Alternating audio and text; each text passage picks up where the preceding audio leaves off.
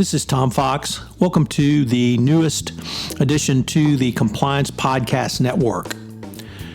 This podcast is entitled Compliance and Coronavirus. As the voice of compliance, I wanted to start a podcast which will help bring both clarity and sanity to the compliance field, the compliance practitioner, and indeed the entire compliance profession during this worldwide health and healthcare crisis, taking up a wide variety of topics, including working from home during the time of coronavirus, the role of the board of directors, the role of supply chain, and why you must continue to do compliance. If you have a topic that you would like covered on compliance and coronavirus, please let me know. I'd like to do an episode for you. We will post Tuesday, Wednesday, and Thursday for the foreseeable future as we navigate our way through this incredible crisis. I'm pleased to announce that this podcast is sponsored by SAI Global. With the coronavirus and COVID-19 pandemic continuing to change rapidly, trust and integrity are paramount to business continuity preparedness. SAI Global is here to help the compliance and risk professional face these challenges, including unprecedented business aspects from employee well-being to disrupted supply chains. SAI 360 is a cloud-first software and modern ethics and compliance learning platform designed to help you effectively navigate risk from every perspective. To learn more about how you can protect your business, operations, and workforce during these uncertain times, visit saiglobal.com/risk for free resources, expert guidance, and industry-leading technology. Thanks again to SAI Global. Today I visit with Joanne Taylor, Managing Director at K2 Financial Information Network. She visits with us about financial crimes compliance and why you must stay up to date on your compliance during the time of the coronavirus crisis. Hello, everyone. This is Tom Fox back for another episode, and I am here with Joanne Taylor. She is a managing director at K2 Intelligence Fin, and we are going to talk about the implications of the coronavirus literally on a worldwide basis and a financial crime and the risk impact. So, Joanne, first of all, with that incredibly long-winded introduction, welcome. Thank you. Thanks for having me, Tom. So, Joanne, one of the things that has really struck me about the all-encompassing worldwide nature of the coronavirus is how it's going to touch every part of business, every discipline within business, every type of business. And I guess I wanted to start with, from your perspective as a managing director at K2 Intelligence, what questions do you think banks will likely get from regulators regarding the impact in coronavirus, and what are you advising clients at this point? Yeah, absolutely. So we've heard from the FCA that they, which is the UK regulator, that they will only be contacting firms in respect of business critical requests and to ask them about their responses on coronavirus. So the question from regulators will be, how as a bank are you dealing with coronavirus? And it's really important that when banks think about their response, they think about all types of risk, but that they don't lose sight of managing AFC risk. AFC risk needs to be a really fundamental component of a bank's business continuity planning. I really like your emphasis on business continuity, because that's a phrase that I'm not sure many compliance practitioners really focused on in their role, but it's obviously becoming much more to the fore. Is it too late to get prepared, or can the AFC compliance practitioner really take steps now? I think taking steps now is very important because the situation is changing daily in any event. I think that tone from the top and leadership from AFC senior management is key here. And the points I'd highlight particularly are looking at the regional split of responsibilities and whether certain regions that are particularly impacted can be supported by AFC colleagues in other regions. Also, tone from the top is really important in terms of making it clear to the business that AFC supports that AFC controls still apply. if a approval is needed to proceed with a certain type of business transaction, that approval requirement still stands. And also to give a message to the business that they might need to get their approvals in more promptly than normal because everybody's constrained and it might take that little bit longer to get approvals through the right processes.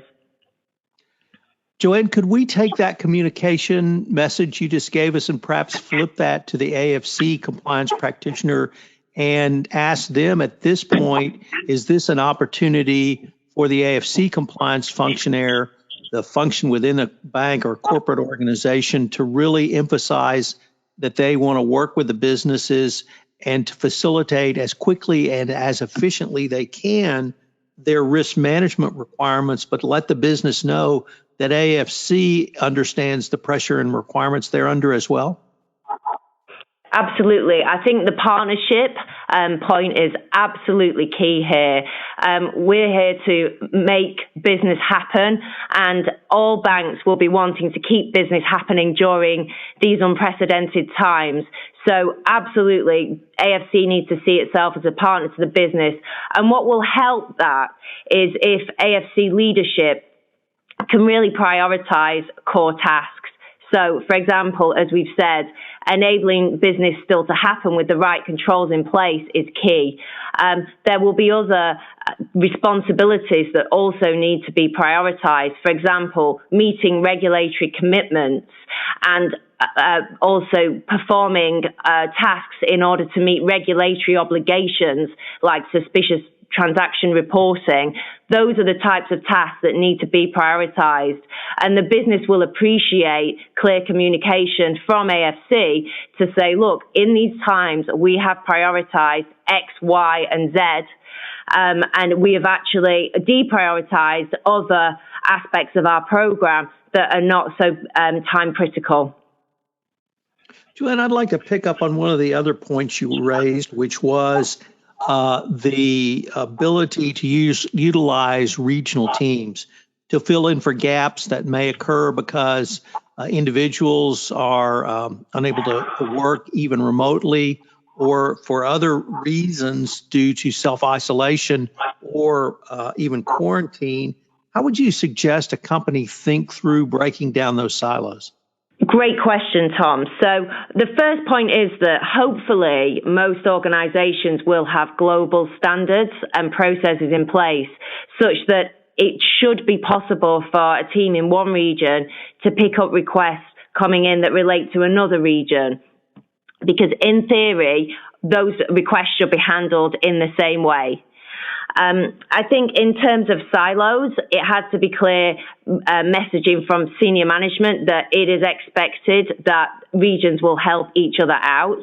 And then there are the more practical questions of perhaps a team inbox needs to be combined into one inbox instead of having regional inboxes, or people have to be given the right access to systems such that they can see these requests coming in through the pipeline. So there's a lot to think about, but I truly believe that it's doable and that it will benefit the business. Joanne, I don't want to take the position that there's opportunity in every crisis, but what you just told me, or what you just said rather, really struck me as an opportunity for a couple of different things. One is process improvement. Two is increased or more effective communications.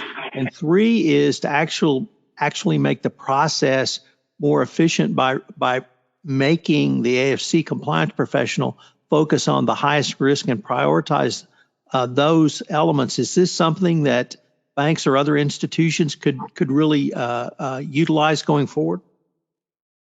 Absolutely. And I think it also will ultimately, when you look back on this, it will help senior management work out really what the core tasks were and how those teams delivered against the core tasks. Sometimes when teams evolve over a period of time, teams start doing tasks that perhaps are add-on and not core tasks. And this will help senior management resource correctly going forward. And also it will give an opportunity for senior management to enhance their management information, because it focuses the mind. What do I really need to see day in, day out in order to understand whether we're managing AFC AFC risk correctly. So I think in that sense, there are lots of opportunities. I also think there's actually opportunities for individuals here, because teams will need to be flexible, and people will need to put their hand up and say, look, I think I can help that team. Perhaps the person has a relevant background in KYC or in anti-bribery and corruption. And there are teams that perhaps can be stood down from the day-to-day processes in order to help out with critical tasks. So the team I'd call out here would be any sort of testing or quality assurance function should have a very good understanding of the AFC risk that they test. People in those teams could potentially support teams that are carrying out day-to-day KYC tasks, and therefore help deliver on those core mandates. Joanne, it also strikes me that what you've just described is not the siloed nature of the AFC function, but people who are so subspecialized that they're essentially a silo in and of themselves. And this may be an opportunity to give a little more broad base of knowledge to bring to the entire AFC team. Absolutely, Tom. Absolutely. And I think if senior management can set the tone that we all pull together, and they can give clear vision as to what's important at this time and how that might change over time, then I think it sets everybody on the right path to success. And one of the things that I'm hearing people be concerned with is if a key person in a compliance function goes down, whether that key person be a key gatekeeper or just for whatever reason a bottleneck occurs if they're not functioning. What are you suggesting or advising clients on succession planning? So succession planning is key, and it should be a task that AFC leadership does at least annually.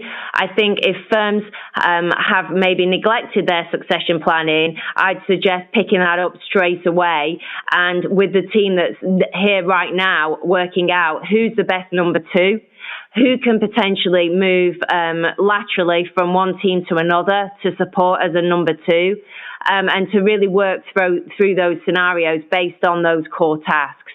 It may be that some teams are less reliant on key men and key women than others. There may be teams that are really reliant on technology, and this is where technology comes into its own.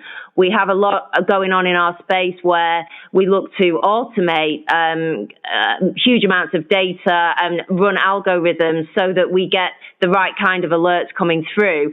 And this situation will be a real test of the quality of the technology that firms have in place.